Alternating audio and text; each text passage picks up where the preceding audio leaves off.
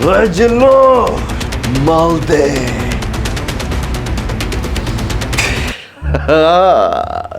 জিল্লু কি মালটা দিল ভাই, ঈদের আগে পুরাটা সময় জিল্লু মাল দে, এই ডায়লগে তোলপাড় হয়ে গেছে কান।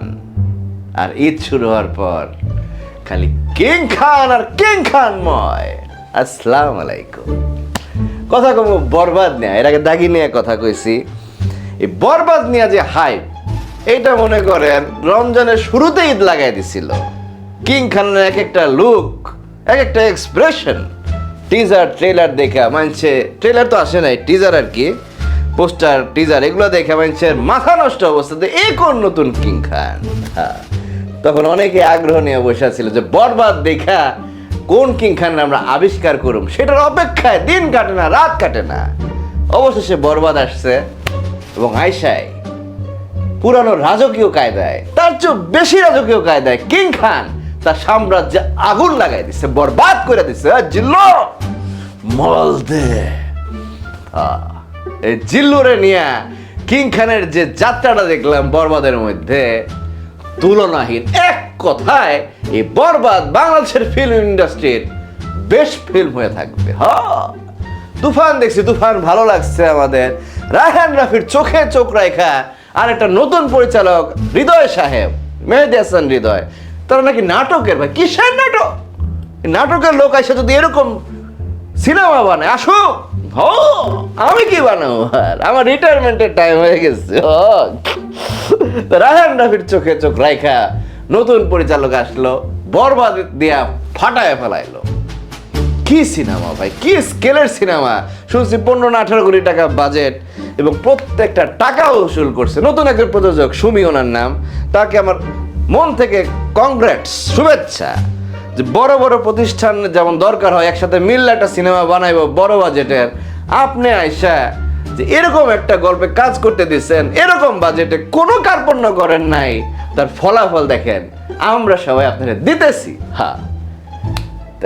বরবাদ নিয়ে কথা কইতে গেলে কাহিনী যদি অল্প করে কই, এখানে কিং খান একটা বখাটে ছেলে, তার বাপ হলো আদিব মির্জা, মিশা সদাগর করছে। এই মিশা সদাগরের মাধ্যমেই পরিচালকরে শাকিব খান পাইছিল। আসলে এটা ব্যাকগ্রাউন্ড স্টোরি।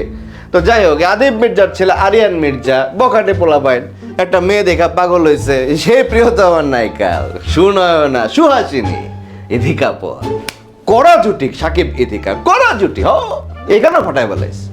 তো এই মেয়ের প্রেমে হাবুডুবু খায়, অস্থির অবস্থা। এটা নিয়ে কাহিনী, ধর মার কাট অবস্থা। কিং খান রোমাঞ্চে মারতে চায়, কিং খান তারপর একটা বাড়ি খায়, এটাই টুইস্ট, একটা বাড়ি খায়, বাড়ি খায়। তারপর কেমনে টুইস্টটা আগায় যায়, এই মেয়েরে কি পায় নাকি পায় না, আর মেয়ে কি ছেলের সাথে থাকতে পারে কি পারে না, লাস্টে কি হয়, কে বরবাদ হয়, কে বরবাদ হয়, এইটা দেখার জন্য বরবাদ দেখবেন।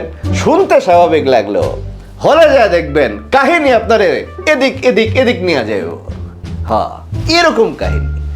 ক্যারেক্টার নিয়ে বলতে গেলে মিশা সদাগরের কথা যদি কই, তারে যেরকম ভারিক্কি চরিত্রে এত মানায় যায়, এটা ভাবি নাই। মিশা সদাগরের নতুন ভাবে আবিষ্কার করছি যে বড় বড় আওয়াজ দিয়া কথা কর যে মিশা, এইটা ওইটা না। মেহেদী হাসান হৃদয় মিশা সদাগরের বাইর করে নিয়ে আসছে। আর দেখেন হিরো ভিলেন চরিত্র করতো সাকিব মিশা, সেখানে মিশার ছেলে হিসাবে অভিনয় করছে শাকিব খান। আর এখানে বাবা ছেলের একটা প্রেম দেখানো হয়েছে, এটা বলতে হবে। বাবা ছেলের প্রেম, নায়ক নায়িকার প্রেম, মানে দুইটা জিনিস দেখানো হয়েছে। বাবার যে ছেলের প্রতি কি ভালোবাসা, এটাও দেখানো হয়েছে। ছেলের জন্য কি করতে পারে, ছেলে যত ডেঞ্জার করুক, বাবা তার জন্য সব করবান, নিজেরাও করবান। তো মিশা সদাগর এই জায়গায় মানায় গেছে। আর কিং খান নিজের স্লিম বডি কইরা ভাই কি করছে, হিরো ভিলেন করতে আগে এখন বাপ ছেলে করতেছে। কি আর 46, তারে মনে হয়েছে 30 বছর 25 বছরের ছোকরা। বখাটের চরিত্রে তারা এমনি মানায় যাবে। আজ বাকিরে শেষ করে হলে কিং খানের কথা বলতে শেষ হবো না রে মাহফুজ। এই তোরে আজকে দেখে জিল্লু গমু, জিল্লু ক্যামেরা অন কর। যাই হোক, এরপর যদি কই ইদিকা পল প্রিয়তমা যেমন সে ফাটায় বলাইছিল, এইবারও তাই ভাই, তার কি সুন্দর অ্যাক্টিং মেটার।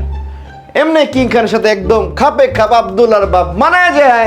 আর অ্যাক্টিং অসাধারণ। আমার মনে হয় কলকাতার এখন ওয়ান অফ দ্য বেস্ট নায়িকা এখন ইদিকা পল। সম্প্রতি দেবের সাথেও কাজ করছে, তারে ধৈর্য নিয়ে আসছে কে? এই কিং খান। একটা পর একটা ইন্ডিয়ান নায়িকা না উঠায় বানাইতেছে উপরে, এটাই তো কিং। এছাড়া অন্যান্য পার্শ্ব চরিত্র যারা করছে, উকিল চরিত্র করছে সেলিম সাহেব, যতটুকু ছিল ভালো, খারাপ না। এছাড়া ছিল আরো অনেকেই ছিল, সাইড ক্যারেক্টার গুলো ভালোই করছে, খারাপ করে না। জিল্লু, হ্যাঁ জিল্লুর কথা কইতে, জিল্লু শ্যাম ভট্টাচার্য দারুণ অভিনয় করছে, আমার খুব ভালো লাগছে তাকে। পরবর্তীতে বরবাদ 2 যদি আসার কথা বা যে সিনেমায় আসুক তাকে দেখতে চাই। সে তার ক্যারেক্টারটা যতটুকু পাইছে দারুণ করছে। এই জিল্লু তো সিনেমার আগে হিট, হ্যাঁ দারুণ করছে জিল্লু। এইবার কমা যিশু সেনগুপ্তের কথা, এটা কইতে হবে, এটা একটা খামতি আছে এখানে। যিশুর চরিত্রটা যেমনে বিল্ড আপ করা হয়েছে, তাকে যতটা ন্যাক্কারজনক দেখানো হয়েছে, অ্যান্টি আর কি, উনি অ্যান্টি। মামুনুর রশিদও ছিল, সেও অ্যান্টি ছিল। আর একটা ছিল ওই যে মানব সাজদেব নামে একটা ছেলে ছিল, ওইটা একটা কমিক রিলিফ দিছে। ওই একটা ছেলেই এই সিনেমার মধ্যে একটু কমিক দিচ্ছে, বুঝছেন? এটা দেখলে মজা পাইবেন।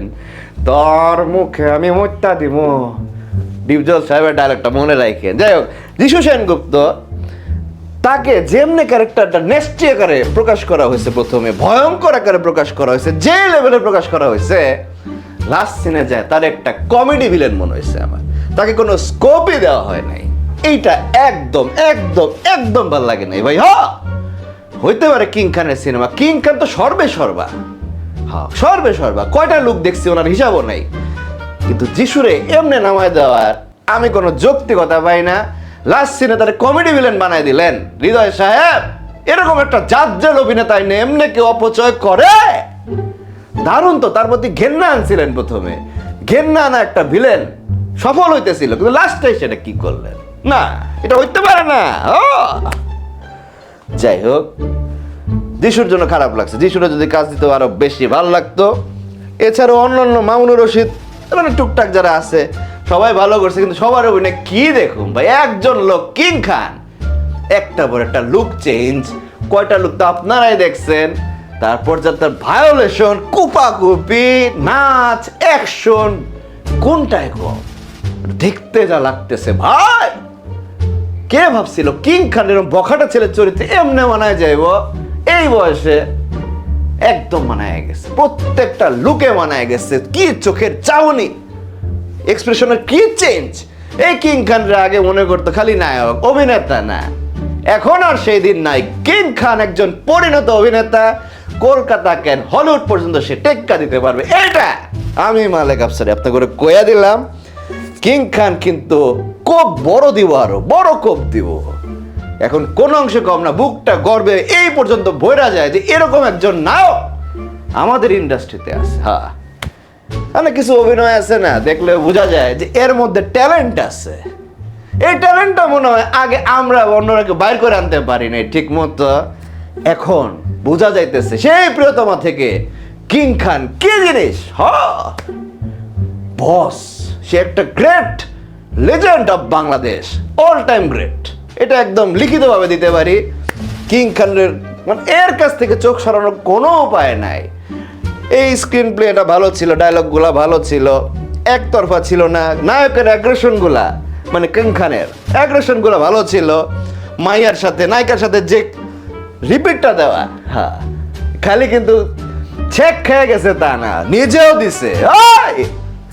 এইটারে কই অ্যাগ্রেশন নায়ক। হ্যাঁ, কিং খান নেশাগ্রস্ত অভিনয়টা যে করছে ভাই, এইটার কথা যদি কই, আমার মনে হয় কি সে 1 মাস বা 40 দিন কোন নেশাগ্রস্ত মানুষ কয়েকটারে তার সাথে রেখা দেখছে যে ওইটা খাইলে কেমন করে, কেমনে খায়, খাওয়ার পর কি হয়, চোখের অবস্থা কি হয়।